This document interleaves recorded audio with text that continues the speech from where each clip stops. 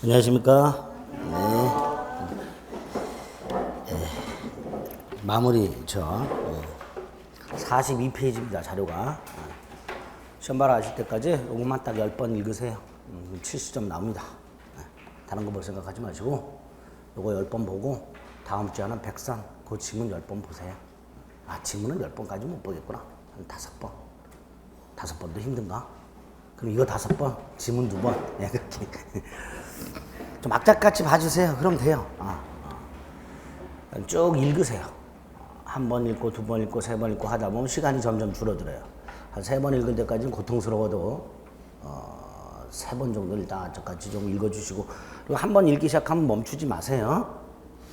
이따가 내일 또 봐야지 그러지 말고요. 처음 볼 때 하루 만에 다 읽어야 돼요. 10시간이 걸리든 12시간이 걸리든 하루에 다 보고, 그래야 그 다음에 볼 때 조금 시간이 줄어듭니다. 오늘 한번 봤어요? 이틀 있다 보고 그러면 안 돼요. 다음날 써봐야 돼요. 그러니까 연속해서 보셔야 돼요. 계속. 그래야 뇌리에 남습니다. 뇌리에 남아요.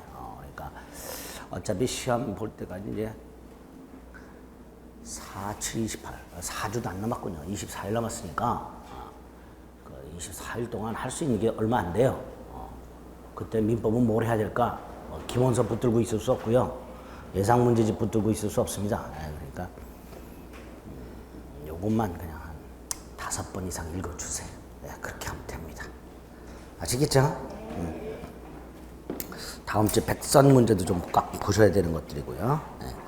두 번째로 오늘 한 45분에서 50분씩 해서 8번 할 겁니다. 그래서 오전에 4번, 오후에 밥 먹고 4번.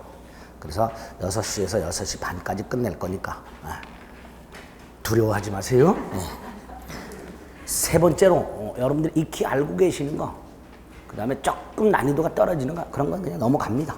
꼭 필요한 것만 체크할 거예요. 그것만 머리에 담기에도 오늘 하루 머리가 뽀개져. 처음부터 끝까지 다 할 필요는 없고요. 알고 계신 것들은 넘어가고. 세 번째로 밑줄 그어져 있다 해서 중요한 건 아닙니다. 여러분들이 읽기 편하시기 위해서 밑줄을 그어놨을 뿐, 밑줄이 그어져 있는 건 중요하고 안 그어져 있는 건 안 중요하다. 그거 아니에요?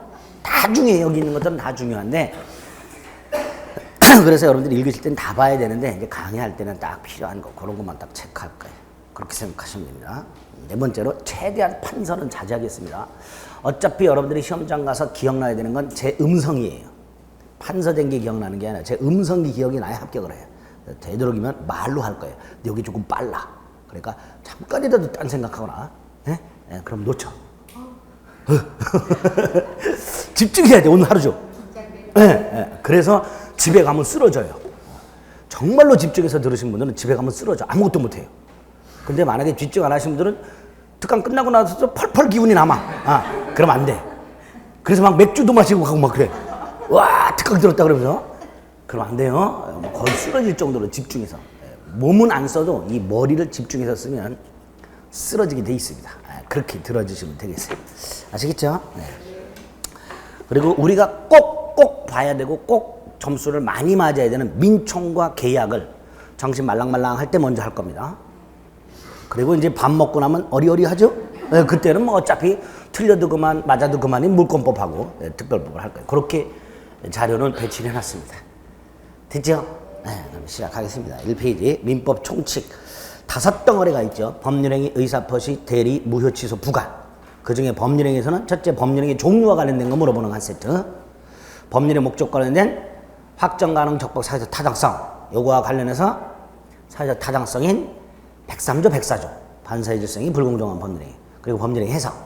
의사표시는 비진입 표시, 허위 표시, 착오, 사기 양박이 있는데 그 중에 착오하고 사기 양박이 제일 중요하고, 대리는 뭐 다 중요하고, 무효 취소는 조문, 조건 기한도 조문.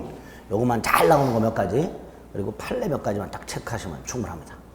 그렇게 10문제 중에 8문제를 맞춰. 그 10문제가 8문제가 요 안에 들어있어요, 답이.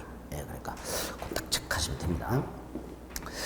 먼저 법률행위 일반에서 가장 많이 나오는 게 단독행위하고 계약 구별하는 거죠. 단독행위 특징은 아실 거고, 뭐 조건기한 붙이지 못하는데 예외적으로 조건 붙이는 것 중에서 세 번째 줄에 있는 채무면제, 이거 하나 기억하세요. 채무면제는 상대방의 이익만을 주니까 조건 붙일 수 있다. 단독행위지만 조건 붙일 수 있다. 그 다음에 반가로 3번. 요 놈이 다음 중 단독행위가 아닌 것을 골라라 또는 성질이 다른 것을 하나 골라라 했을 때 단독행위 4개 깔아놓고 계약 하나 끼워 넣어서 답으로 나온 것들이에요. 합의해제, 예약, 채무인수. 맨날 합의해제가 나오다가 수험생들이 합의해제를 외우니까 그 다음에 예약을 내기 시작했어요. 예약을 외우니까 올해 채무인수가 등장하기 시작했어요. 그러니까 3개를 딱 채무인수 한 몇 년 또 나올 거예요. 계속. 한번 발굴해내면 몇 년 울고 먹습니다. 그러니까 합의해제, 예약, 채무인수, 계약이라는 거 잊지 마세요. 2번은 우리 타인권리매매 유효하다는 거 익히 알고. 3번 자, 법률 행위의 성립요건과 효력요건의 입증책임. 입증책임은 나올 때마다 외우자. 더 이상 이해하려고 하지 말고. 자, 법률행위의 성립요건은 그 존재를 유효주장자가 성존유. 법률의 효력요건은 그 부존재를 무효주장자가 효부무. 자, 이렇게 외우자. 외우자. 성존유, 효부무 이렇게 외우면 돼요. 그러면 법률행위 요건 관련된 문제문은 얼마든지 풀 수 있습니다. 자, 여기 한 세트고요. 네, 목적이 확정 가능, 적법의 사회적 타당성 있죠. 양가로 보면 확정성, 2번 법률행위 실현 가능성. 실현 가능성과 관련해서는 원시적 불능은 무효, 후발적 불능은 유효. 그 다음에 원시적 일부 불능 중에서 수량지정 매매인 경우 수량이 부족할 때 담보 책임이 적용되고, 담보 책임이 적용된다면 계약 체결상의 가실 책임이나 137조 따위는 적용될 여지가 없다. 이렇게 될 거예요. 그런 것들을 기억하시면 되거든요. 적법성, 적법성은 다 필요 없고 단속 규정 외우면 되죠. 단속 규정은 효력 규정의 일종이 돼 처벌만 될 뿐, 단속 규정을 위반하는 행위는 처벌만 될 뿐 그 행위 자체가 무효가 되는 것은 아니다. 그래서 중간생략 등기 금지 규정, 포괄적 1인 매매 약정을 금지하는 규정, 이런 것들은 단속 규정이니까 미등기 전 행위 및 중간생략 등기, 포괄적 1인 매매 약정 유효하다. 다 무효다. 이렇게 나온 적이 있어요. 유효하다. 동그라미 1, 동그라미 2. 두 가지는 좀 꼭 기억을 하시면 되고요. 반가로 2번 효력 규정은 굳이 외울 필요가 없죠. 자, 다만 그 중에서 동그라미 3번을 보면 증권거래법, 구증권거래법이죠. 거기에 보면 증권회사 임직원이 투자자에 대해서 부당권유 행위를 금지하는 규정이 있습니다. 효력 규정입니다. 이때 부당권유 행위가 수익을 보장해 주겠다고 약속하는 거예요. 무효입니다. 무효인데 이 강행규정 위반하여 무효인 행위에 대해서 투자하는 사람 입장에서는 어떻게 생각을 했을까요? 이 임직원이 투자 수익을 보장하는 약정을 체결할 권한이 있다라고 믿었겠죠. 그러니까 권한 넘은 표현들이 적용될 수 있는 거 아니냐라는 착각을 하게 됩니다. 그런데 강행규정을 위반해서 무효라면 절대적 무효이기 때문에 표현대리 법리를 적용할 수가 없습니다. 꼭 기억하셔야 돼요. 동그라미 3번. 됐지요? 그 정도. 그 정도만 보시면 돼요. 나머지는 여러분들이 잠안 올 때 읽으시면 돼요. 반사의 질서에 봅니다. 대단히 중요하죠. 반사의 질서에는 일단 반사의 질서 행위인 것과 아닌 것 구별해야 돼요. 반사의 질서 행위인 것과 아닌 것. 4번에 있는 게 반사의 질서 행위입니다. 읽어보시면 다 반사의 질서 행위라는 걸 알아요. 그 중에 최근에 시험 문제 답으로 나왔던 게 6번하고 7번입니다.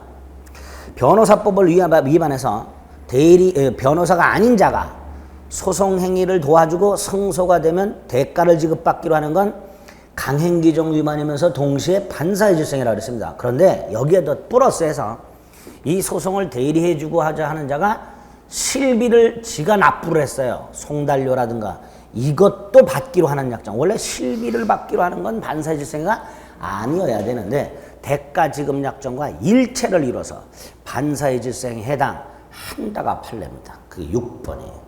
그래서 변호사법을 위반해서 소송사건을 대리하는 자가 소송 비용을 대납하고 승소하고 대가를 받기로 하는 게 아니고 비용을 대납하고 그걸 돌려받기로 했는데 이게 세 번째 줄 이익취득약정, 즉 대가를 받기로 하는 약정과 일체로 이루어졌더라. 그러니까 이것도 반사의 질서이다.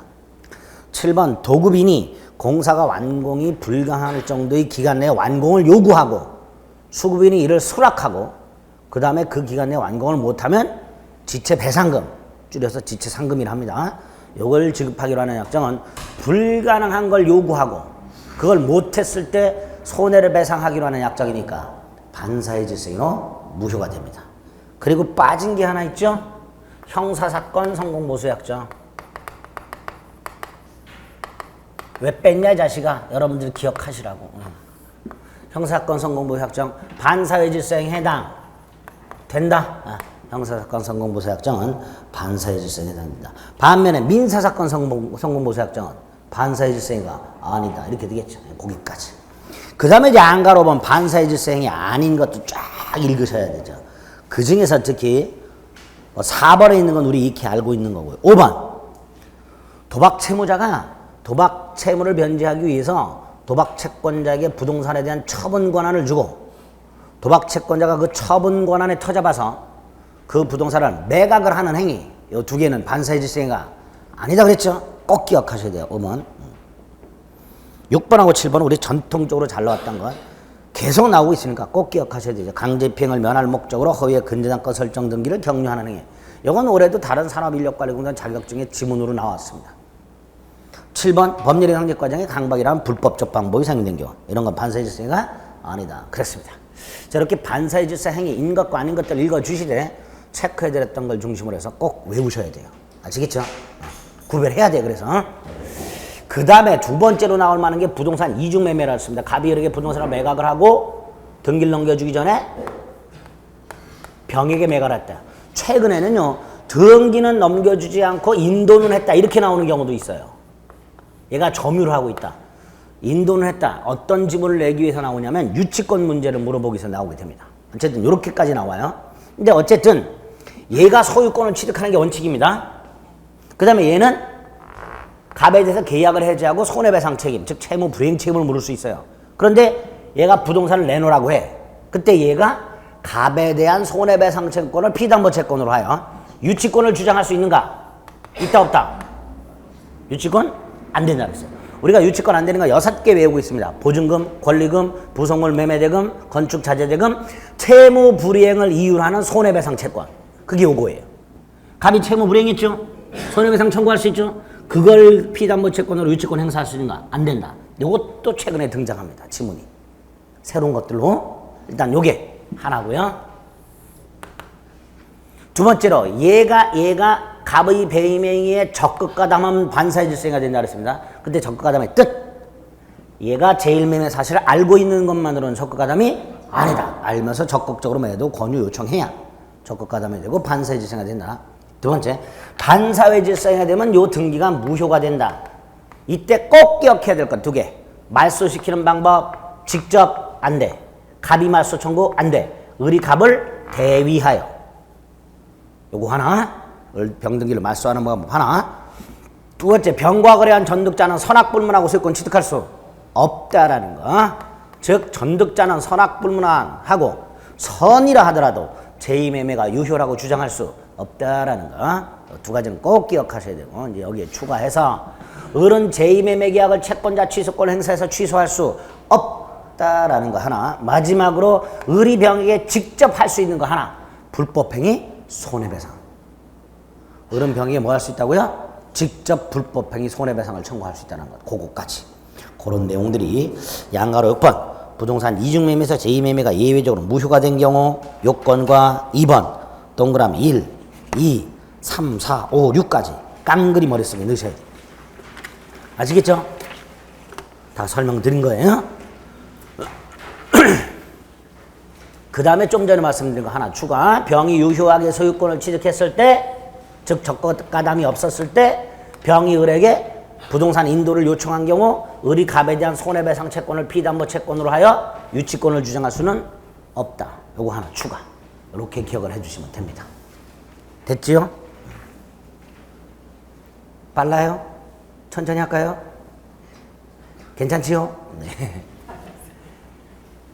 24일 남은 시점에서 세워라 내워라 하고 있어봐요. 의미 없어요. 스피디야. 고통스러우세요? 네, 천천히 체크는 할 수 있는 시간 드릴게. 네, 죄송합니다. 네. 반가로 3번. 네, 반가로 3번. 반가로 3번은 제2매수인이 직접 한 게 아니고 대리인이 했어. 대리인이. 이 대리인이 적극가담을 했어. 대리인이 적극가담을 했다면 본인이 적극가담을 한 적이 없다 하더라도 본인이 대리인의 적극가담 사실을 알지 못했다 하더라도 대리인에 의한 제2매매계약은 반사회 질서 행위다. 즉 사회 질서에 반한다는 장애 사유가 부정되지 않는다. 여기까지. 반사회 질서 행위 다만 기억하지 마시고 그 판례 문구까지 자꾸 입에 중얼중얼 해주셔야 돼요. 여기까지를 머릿속에 넣으셔야 됩니다. 아시겠죠? 여기까지가 이제 103조에서 기억하실 거고, 그 다음에 이제 우리 이제 빼먹은 게 동기불법이 하나 있죠. 동기불법은 반사회 질서 행위가 아니지만 그 불법한 동기가 상대방에게 표시되거나 알려진 경우에는 반사회 질서 행위가 될 수 있다. 뭐 그런 것들을 이미 익히 알고 있는 거예요. 두 번째로 104조 불공정한 범죄의 요건과 효과, 그 다음에 적용 범위. 특히 요건과 적용 범위 반드시 기억하셔야 되죠. 반가로 1번 어느 하나만, 2번 현저한 불균형은 행위 당시 객관적 가치를 가지고, 3번 추정되지 않는다. 추정되지 않는다는 뭘 의미하는 거예요?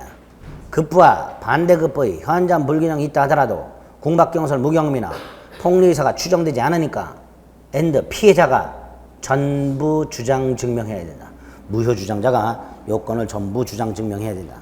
반가로 4번 폭리자에게 폭리의사가 없다면 불공정한 법률이 성립할 수 없다.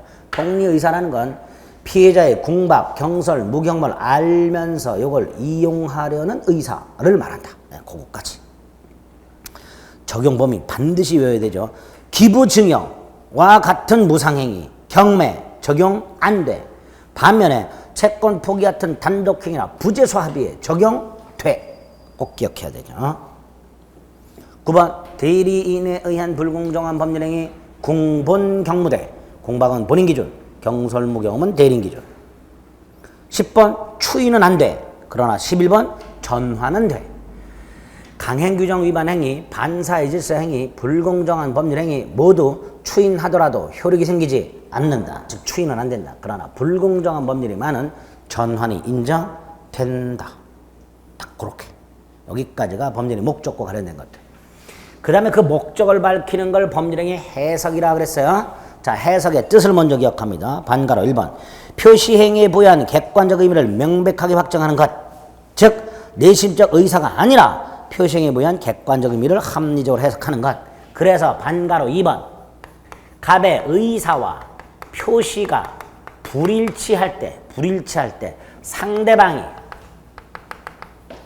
갑의 의사를 알았거나 알 수 있었다면 내심적 효과의사를 가지고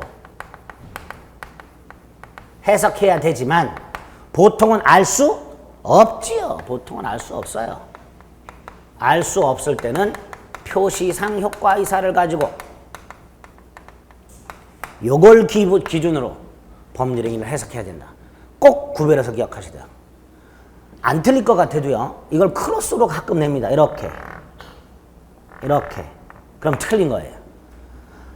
상대방이 표의자의 지인이라 알았거나 알 수 있었다면 내심적 효과에서, 알 수 없다면 표시상의 효과에서. 이렇게 딱 표시상의 효과에서예요. 그렇게 뭐 표시상의 행위사 이것도 안 돼요. 표시상의 효과이사입니다. 그게 반가로 2번이죠. 이렇게 표시상의 효과의사를 기준으로 해석하는 규범적 해석의 원칙이 돼 예외적으로 내심적 효과의사를 기준하는 자연적 해석을 하는 경우가 있다고 그랬죠? 그 중에 하나가 상대방이 알았거나 알 수 있었을 경우하고 또 하나가 양당사자의 의사가 합치하는 경우. 그 양당사의 의사가 합치하는 경우에 대표적인 게 오표시 무효 원칙이라고 해서 오른쪽 양가로 2번에 자연적 해석, 사례 형태를 조심하셔야 돼요. 일단 자연적 해석은 의사만을 고려하고 표시는 고려하지 않기 때문에 착오 문제는 생기지 않는다는 거 머릿속에 박으셔야 돼. 그 다음에 각과 의리, 뭐 각과 의리라고 나올 수도 있고요. A와 B 이렇게 나올 수도 있고요. 각과 의리 나올 때 X토지, Y토지 나올 수도 있고요. A토지, B토지 나올 수도 있고요. A와 B 이렇게 나오면 갑토지, 을토지 이렇게 나옵니다. 어떻게 나오든 양 당사자가 X토지에 대한 의사 합치가 있었다면 설령 지번에 착각을 하여 Y토지로 표시를 하고 Y토지에 대해서 등기를 넘겨줬다 하더라도 이건 고려할 필요가 없다. 오표시 무효원칙. 그래서 계약은 X토지에 대해 성립했다. 이때 X토지에서 을은 이전 등기를 청구할 수 있으며 갑은 착오를 이유로 취소할 수 없다. 요거 하나 하고 이때 조심할 수 있고 을은 갑에 대해서요. 매수인으로서 이전 등기를 청구할 수 있을 뿐 진정 명예회복을 위한 이전 등기를 청구할 수는 없습니다. 을은 소유권을 취득한 적이 없기 때문에 그것도 최근에 등장합니다. 어쨌든 매수인으로서 이전 등기를 청구할 수 있다는 거 하나 하고 Y토지에 대해서는 계약을 한 적이 없으므로 Y토지 등기는 무효가 되고 등기행 공신력이 인정 안 되니까 병이 Y토지를 샀다 하더라도 선악불문하고 병은 Y토지 소유권을 취득할 수 없다라는 거 하고 따로 이렇게 오표시 무효원칙과 관련된 반가로 1번, 반가로 2번 머릿속에 넣으셔야 돼요. 그 다음에 요 경우에 병의 입장에서는 나중에 을에게 담보 책임을 물어야 되겠죠. 을에게 잘못이 없다면 담보 책임을 물을 때 무슨 담보 책임 묻는다? 전부 타인 권리. 을이 병에게 Y토지를 매매할 때 이 Y토지는 전부 누구 소유? 갑 소유였기 때문에 병은 을에 대해서 Y토지 매매에 대해서 전부 타인 권리 담보 책임을 추궁하게 됩니다. 전부 타인 권리 담보 책임 선해, 손, 악해 이렇게 되죠. 도선해 이렇게 된다 그랬어요. 병이 선이라면 계약을 해지하고 손해배상을 청구할 수 있으며 병이 악의라면 계약을 해지할 수만 있다. 매도인 을이 선이라면 매도인도 뭐 할 수 있다? 해지할 수 있다. 딱 이렇게 전부 타인 권리 담보 책임을 추궁할 수 있다는 것까지. 규범적 해석은 차고 문제가 생기지 않는다는 거 하고요. 보충적 해석은 계약에서 큰 기능을 발휘하는데 그 판례 1번과 2번을 머릿속에 결론 넣으세요. 보충적 해석은 의사표시가 존재하지 않기 때문에 당사자의 가상적 의사를 해석해서 보충하는 건데 당연히 법률행위 해석이란 법률행위는 성립이 되었다는 걸 전제로 하는 거예요. 따라서 계약이 성립조차 하지 않았음에도 불구하고 보충적 해석을 통해서 계약 성립시킬 수는 없습니다. 거기 반가로 1번이고요. 반가로 2번은 이때 보충적 해석을 통해서 보충되는 의사는 당사자의 주관적 의사나 당사자의 객관적 의사, 실제 의사가 아니라 표시행위, 거래 상황, 주의사정 등을 통해서 추단되는 객관적으로 추인되는 의사, 즉 가정적 의사를 말하게 됩니다. 그래서 그 반가로 이번에 밑줄 그어져 있는 거 착오가 없을 때 약정하였을 것으로 보이는 내용으로 당사자 의사를 보충하여 계약을 해석할 수 있는데 이때 보충되는 당사자 의사는 당사자의 실제 의사 또는 주관적 의사를 말한다라고 출제가 된 적이 있어요. 이 판례는. 그러니까 X 당사자의 실제 의사, 주관적 의사가 아닌 객관적으로 추인되는 의사, 즉 가정적 의사를 말한다. 이렇게 기억하시면 돼. 5번은 계약 당사자가 누구냐를 확정하는 것과 관련해서 행위자와 명의인이 다를 때 법률행위 해석, 의사표시 해석을 통해서 계약 당사자가 누군지를 확정짓는다 그랬어요. 어떻게? 행위자와 상대방의 의사가 일치하면 일치한 대로, 행위자와 상대방의 의사가 일치하면 일치한 대로, 일치하지 않으면 상대방의 입장에서 꼭 그렇게 외우셔야 돼요. 일치하면 일치한 대로 이렇게 외우셔야 돼.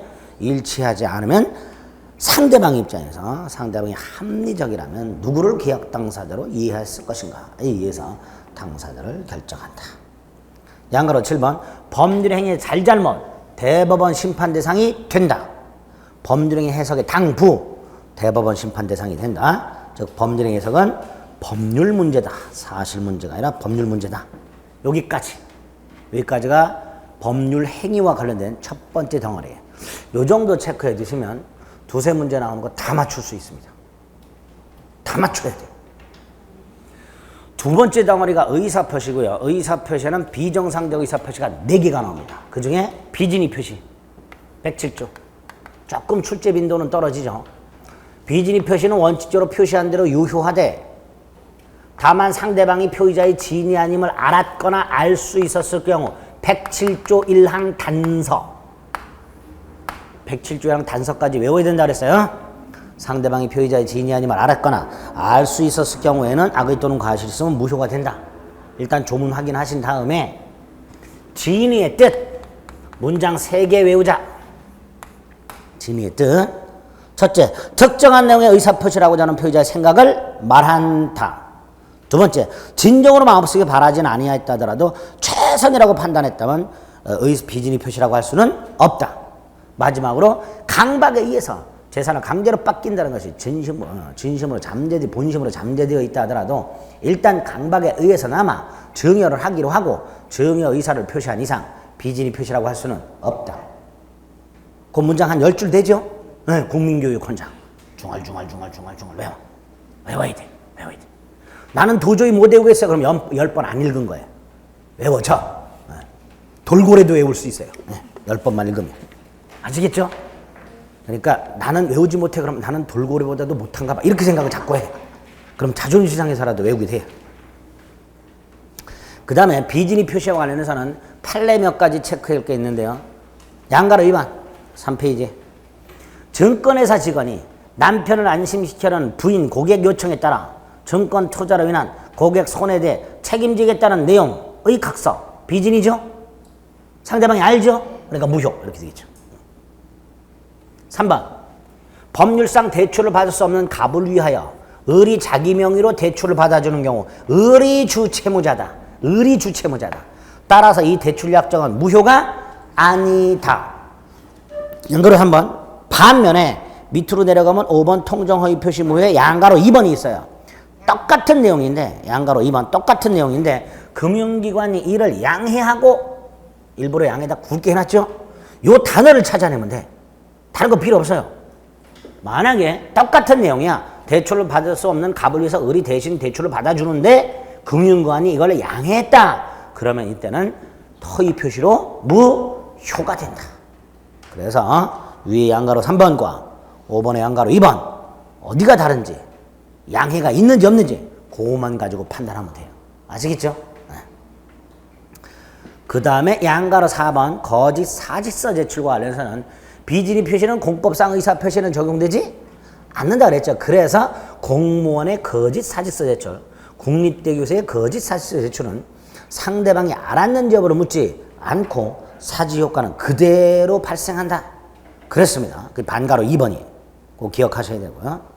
그 다음에 양가로 5번 비진이 표시 적용 범위와 관해서 대리권 남용에 적용된다 안 된다?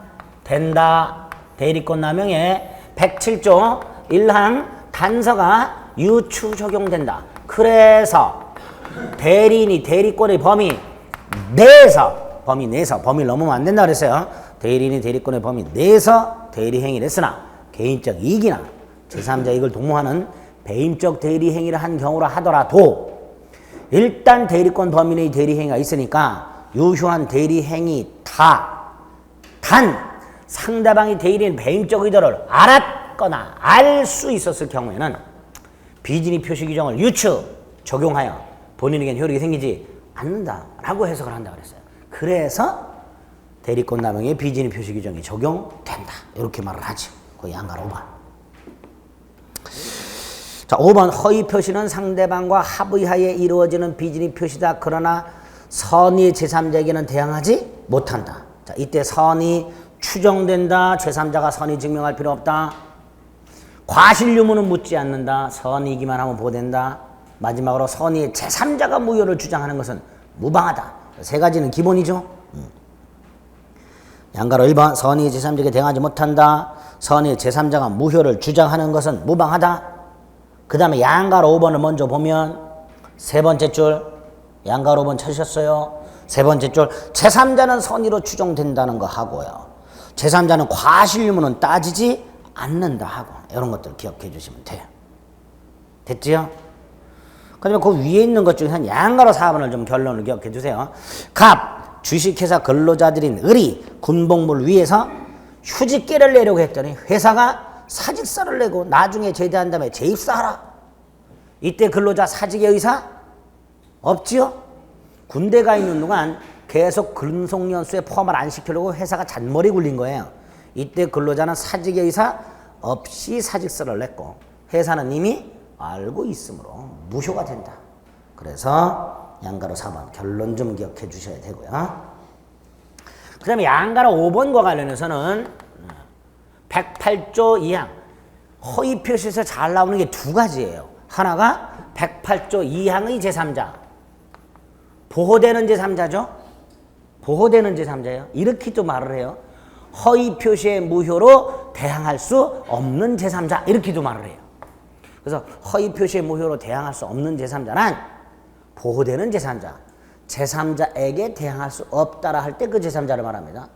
이 제3자가 어떤 놈이냐?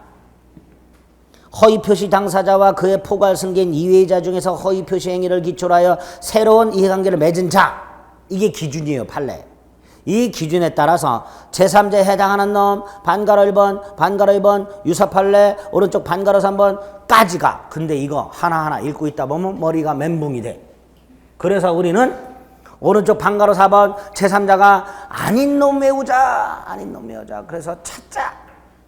그 중에서 일단 채무자 있죠. 채무자 찾으셨어요? 밑에 상속인 있죠? 수익자 있죠? 요 세 놈은 자주 나와요. 제3자로. 그 중에 채무자 올해도 나왔어요. 그 다음에 일반이라고 되어 있는 거 일반 채권자죠. 반대가 압류 채권자예요. 일반 채권자는 보호되는 제3자가 아니지만 뭐뭐를 압류한 채권자 이렇게 나오면 그건 보호되는 제3자예요. 네. 그 다음에 추심이라고 되어 있죠. 추심 목적이에요. 추심 목적까지 찾으셔야 돼. 그리고 이제 앞머리 따갖고 본인 손양무, 대추일주, 후상삼지 이렇게 외우는 거야.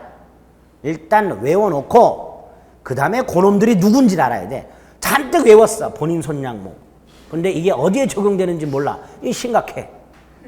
제일 심각한 게 어디에 적용되는지 몰라. 외우긴 외웠는데. 실제 있어요.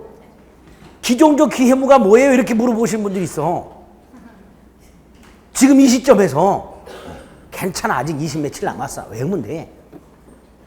두 번째로 그게 누군지 알아야지. 무가 뭐야? 그러면 무대리요 뭐예요? 그러면 안 되죠. 그러니까 채무자, 대위는 대위 행사자, 추는 추심 목적, 일반은 일반 채권자, 주는 주식회사 이렇게 연결시켜서 키워드를 외워두셔야 돼요. 그러면 제3자 있놈 아닌 놈 얼마든지 골라낼 수 있습니다. 아시겠죠? 외우자. 그 다음에 6번 허위 표시로 무효라 하더라도 채권자 취소권의 대상이 되고 채권자 취소권의 대상이 되는 행위라 하더라도 허위 표시로 무효가 될 수 있다. 그랬습니다. 그랬죠? 네. 하나 빼먹은 게 있네. 반가라 3번. 이것도 어렵죠? 허위 표시한 A의 가등기, 가등기한 본등기라고 되어 있어요. 가등기가 A 이름으로 되어 있어요. 근데 이 부동산이 B에게 팔렸어요. 근데 얘가 본등기를 했어요. 그럼 요거는 직권 말소되죠? 가등기와 본등기 사이 제3자 등기는 직권 말소된다 그랬어요. 근데 B가 뚜껑이 열려서 이 가등기와 본등기가 도대체 뭘까를 판단해 봤더니 허위 표시야. 요게 허위 표시임이 밝혀지면 말소가 돼요. 그리고 이 직권 말소했던 제3자 등기는 직권 회복돼요. 첫째, 요거 회복 등기 청구할 수 있다로 나온 적이 있어요. 회복 등기 청구할 수 없어요. 직권으로 회복돼요. 이게 첫 번째. 두 번째, 이게 말소가 되기 전에 선의의 C가 나타나요. 그럼 얘는 허위 표시로부터 보호되는 선의의 제3자에 해당하기 때문에 B는 더 이상 직권 회복되지 않아요. 그러니까 얘는 요 C에게 소유권 주장할 수 없다. 여기까지. 예? 그 반가로 3번이에요. 요거까지 기억을 하세요. 그 맨 위에 반가로 3번 있죠? 네, 그거. 그 다음에 7번 밑에 사례 형태. 무지개 나오는 거죠. 가장매매. 그래서 허위 표시에서 중요한 게 두 개인데 그 중에 하나가 제3자인지 아닌지 확인하는 거 하고 또 하나 요 가장매매 사례 형태 확인하는 거 하고 갑이 채권자의 강제입행을 면할 목적으로 친구 을과 짜고 등기를 을에게 넘겨줬다. 가장매매. 그렇게 돼 있죠? 갑은 채권자들로부터 강제입행을 당할 것을 대비해서 친구인 을과 짜고 누구하고 누가 짰는지만 잘 판단하면 돼요. 을은 채권자 갑의 강제입행을 면할 목적으로 친구 병과 짜고 이렇게도 잘 나와요. 그러니까 누구인지만 사람만 제대로 파악하면 돼. 가장매매 허위 표시는 무효, 등기 무효. 두 번째, 이건 반사의 질성이가 아니야. 그러니까 갑이 을에게 등기를 넘겨준 건 불법인 임금회가 아니기 때문에 말소 등기 청구할 수 있어요. 근데 말소 안 해요. 얘 때문에. 그래서 얘는 요거를 뭐 할 수 있다? 채권자 취소권에서 취소할 수도 있고요. 갑의 을에 대한 말소 등기 청구를 뭐 할 수도 있어요?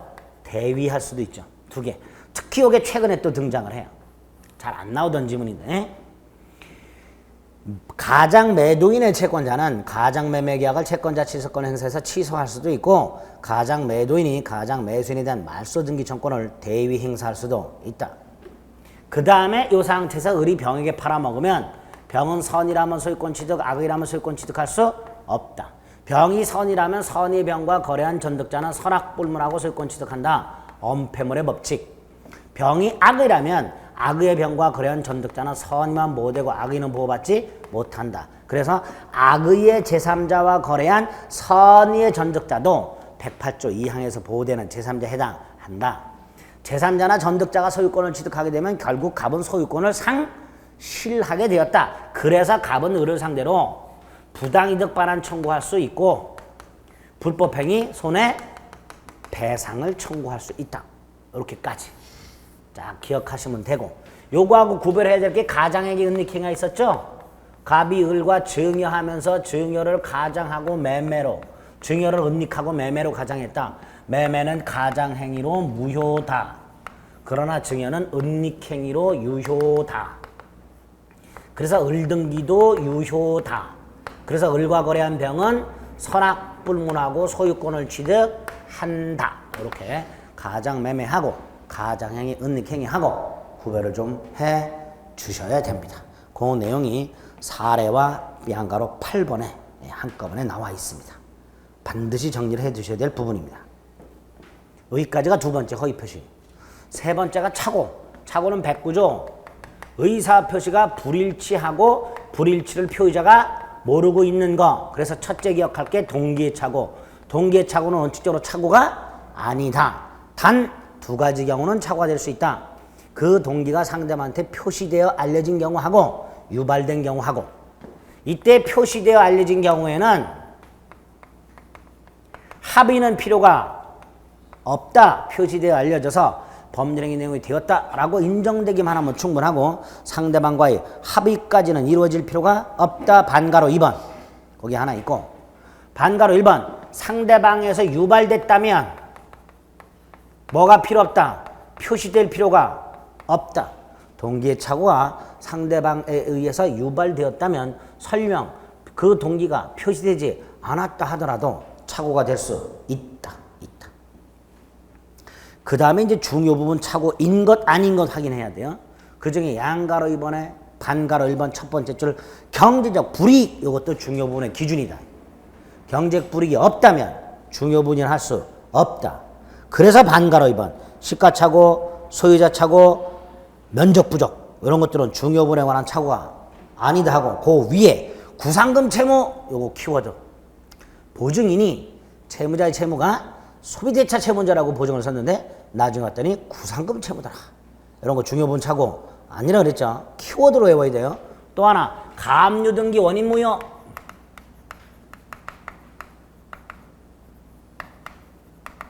요것도 중요 부분에 관한 착오가 아니다.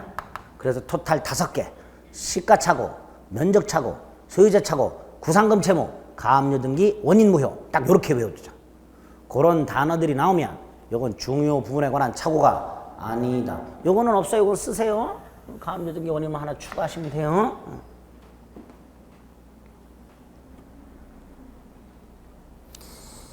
이렇게 중요 부분에 착오가 있다. 이 중요 부분은 누가 증명해야 된다? 착오자가. 양가로 2번 중요 부분에 착오. 착오자가 입증.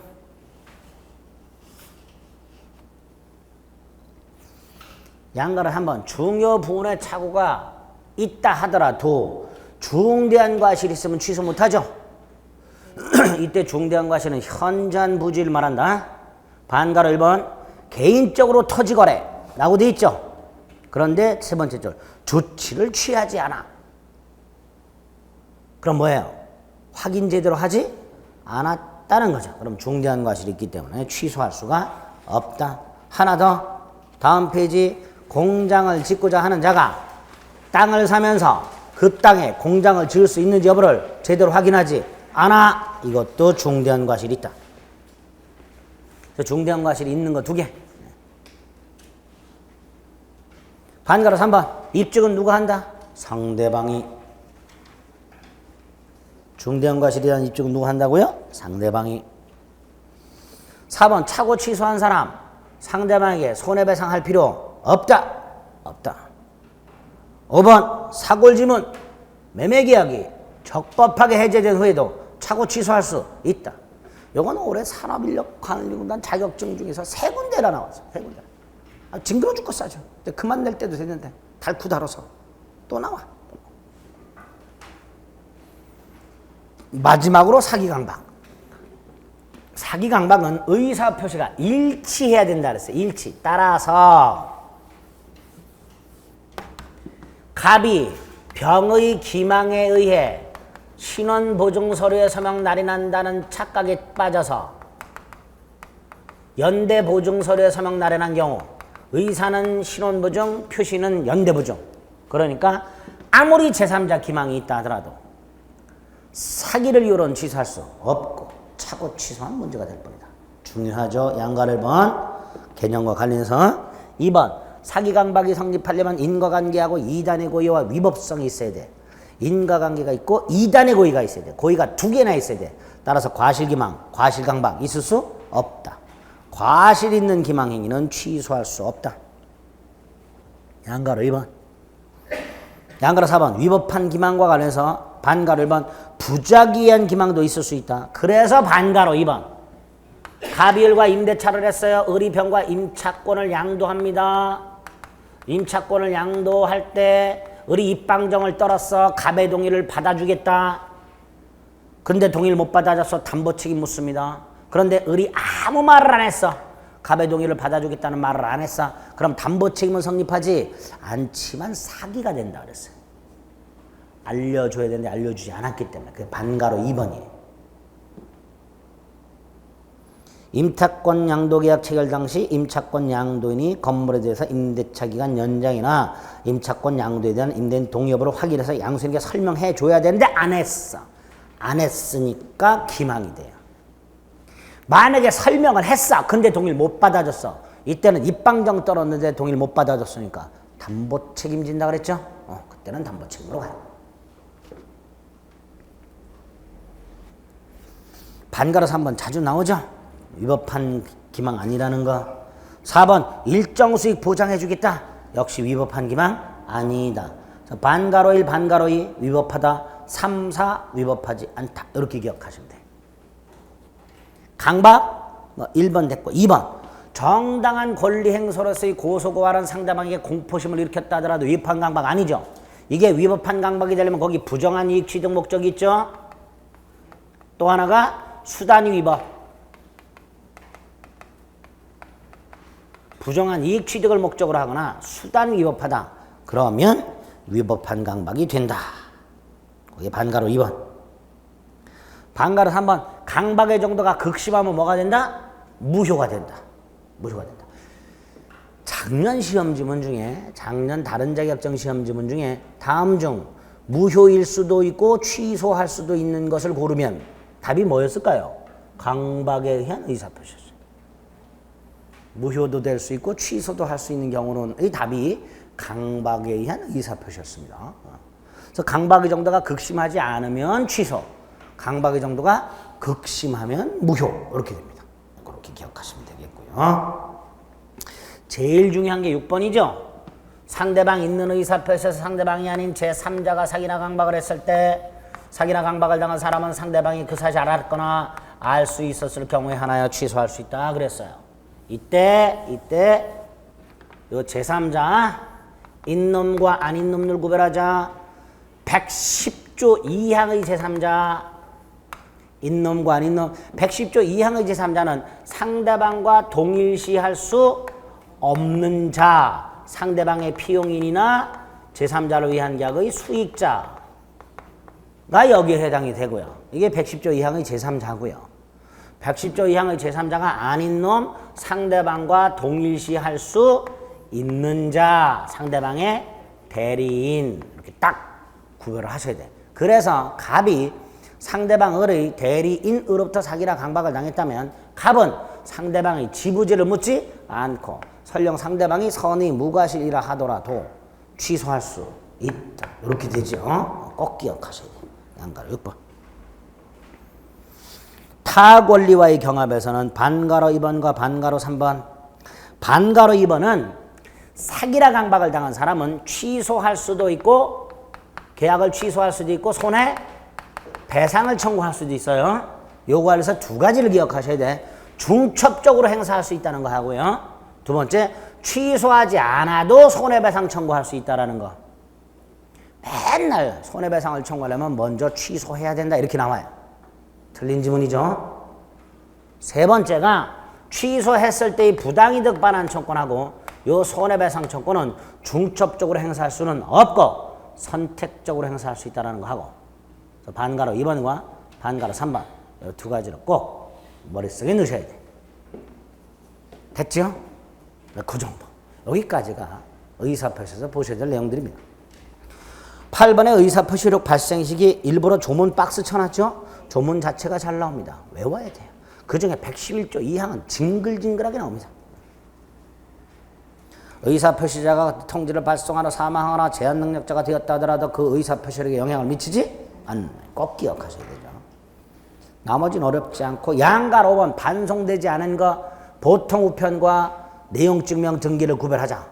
보통 우편은 도달 아니다. 내용증명 등기는 도달이다. 그거 확인하시면 되죠. 요 정도. 요 정도까지 보시면 네 문제 맞아요. 자, 이미 우리 네 문제 확보했어요. 네 문제면 벌써 10점이요. 10점이요. 그쵸? 55점만 맞으면 돼. 55점. 대리. 좀 쉬었다 할까요? 좀 쉬었다 하죠. 45분 됐네.